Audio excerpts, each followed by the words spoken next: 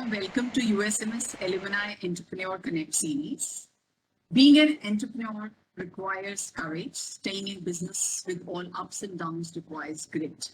When someone amongst us become an entrepreneur, they have tremendous power to inspire the younger generation. USMS is fortunate to have many successful entrepreneurs. Our Dean, Professor Saini, has always shown his vision to connect with alumni and learn from them. USMS has completed 21 years of existence from its establishment and first batch from 1999. We have come a long way, and our alumni in various walks of life are doing amazing work. We are proud to mention that our present Vice Chancellor, Professor Mahesh Verma, is also an alumni of USMS. As a faculty from the school, I feel proud to welcome and give credit to all our worthy professors and colleagues from USMS who have shaped the life of all the students. Professor A.K. Saini, Dean USMS, I would request you to say some opening words so that we can begin this session. It's really wonderful to be a part of this event, which was conceived by you to really bring our successful entrepreneurs from our own community of students who have been part of the USMS and trying to share their experiences for our budding managers who are currently in the first year or second year of MBA program. Today we have Ashish, who has been a student, a very promising and enterprising student, of course, during his days in the USMS. I think he's going to share with you all what has been his experiences, his journey to this the current establishment which he's heading. So I think we have a number of schemes also, because recently universities also set up incubation center.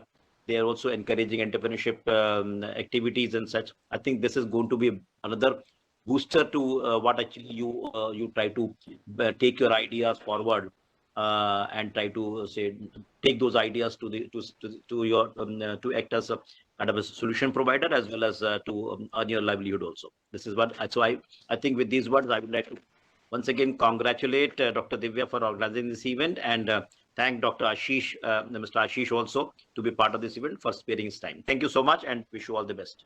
Quality is never an accident. It is always the result of high intention, sincere effort, intelligent direction, and skillful execution. Welcome to Fireside Chat with Entrepreneur. I'm your host, Dr. Divya Verma.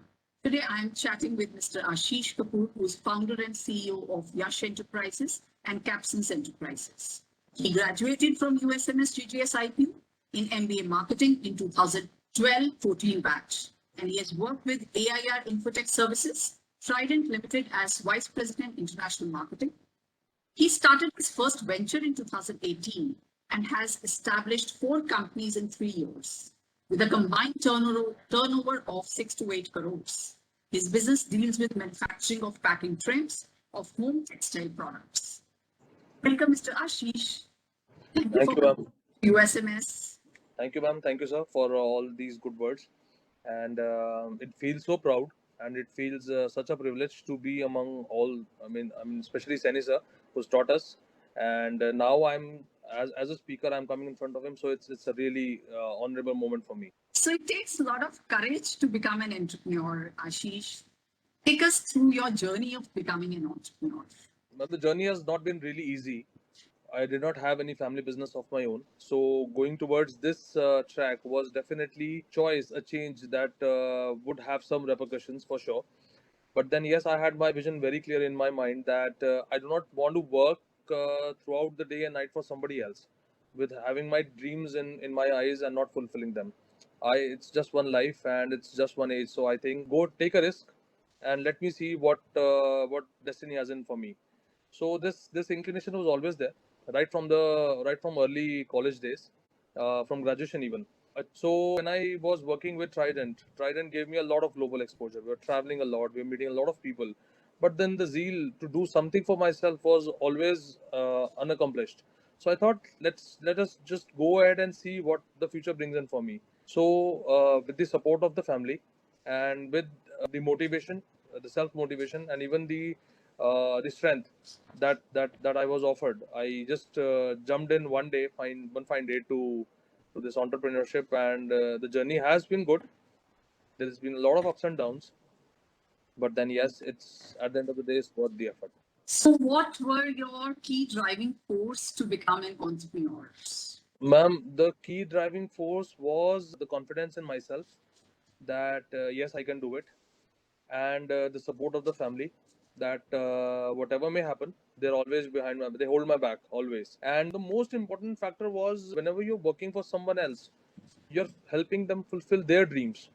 Instead, invest your money, invest your time, and try and fulfill your dreams. To be very frank, it requires a lot of effort, a lot of patience, a lot of time, and a lot of people just tend to run out of the race very soon. The key is to stick and stay.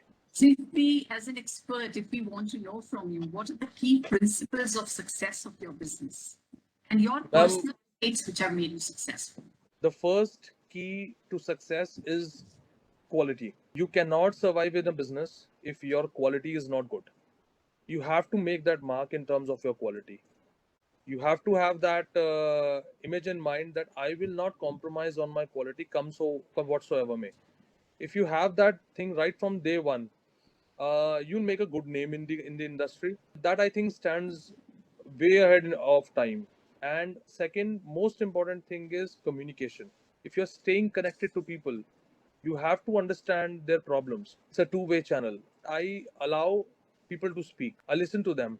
I look at myself as a solution provider, because once that channel is established, then you are in that matrix wherein people will prefer you. And but communication can be supported only once your quality is good. If your quality is not good, then communication can work only for a time or maybe twice. Very nice. Communication actually is the key in today's world. So can you elaborate something on the quality management practices which your business is following? Our profile is very stringent on the quality, because all our products, they are comparatively very small in terms of the requirements, I mean in terms of the usage, but then yes, their repercussions are very big. So a small thing, a small mistake from our side can lead to claims of millions of dollars. So that's how stringent it is.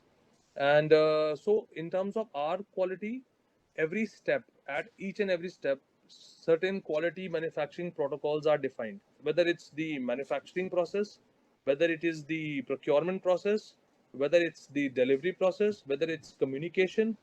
There are certain specific set of quality parameters which have been established by me, and then yes, they are subject to improvements, because improvement, like I say, is a continuous process. You have to keep on evolving, keep on improving. So those processes keep on improving day by day. We learn by our mistakes, we learn by our experiences, and that's how the quality manual keeps on changing day by day. So we are yet to reach a place where we can say we are 95%, 98% accurate, but then yes, the journey is almost there.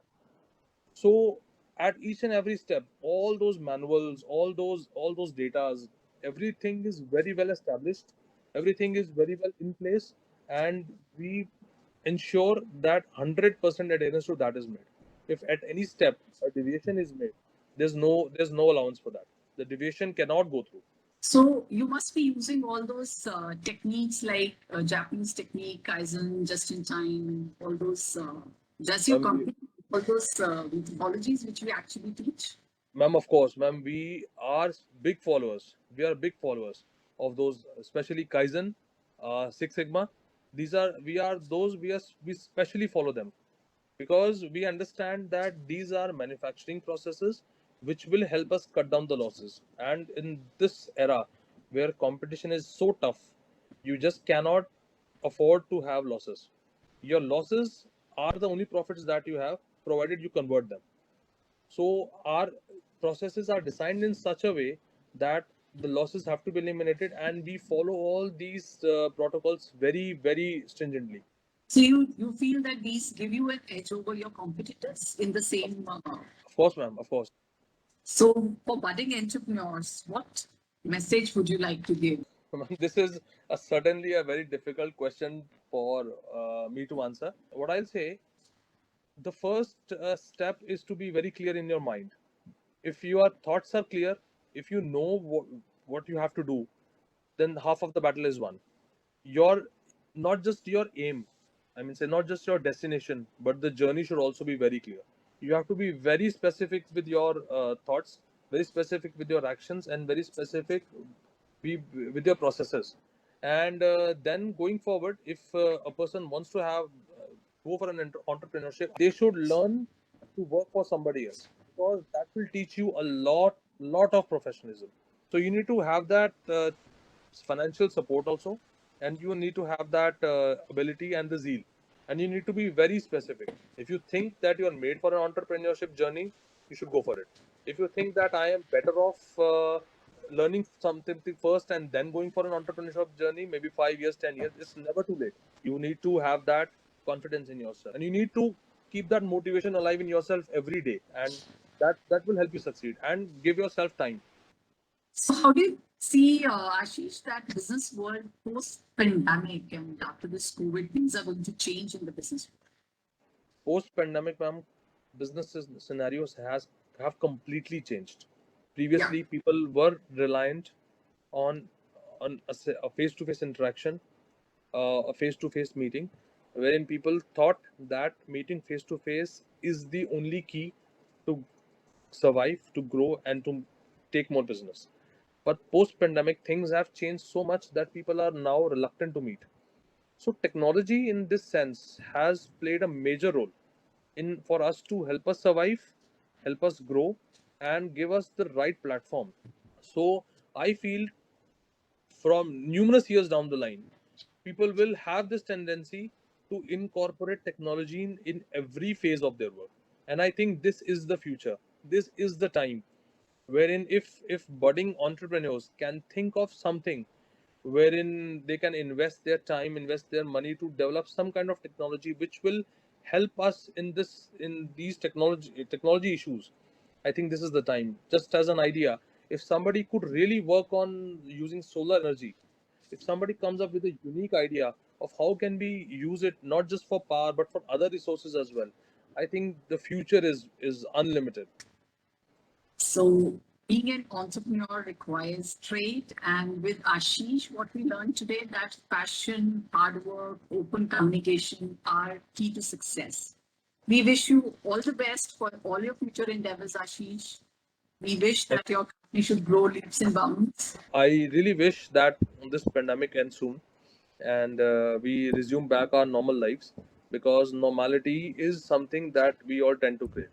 When things were normal, we did not even realize that moving out is such a luxury these days.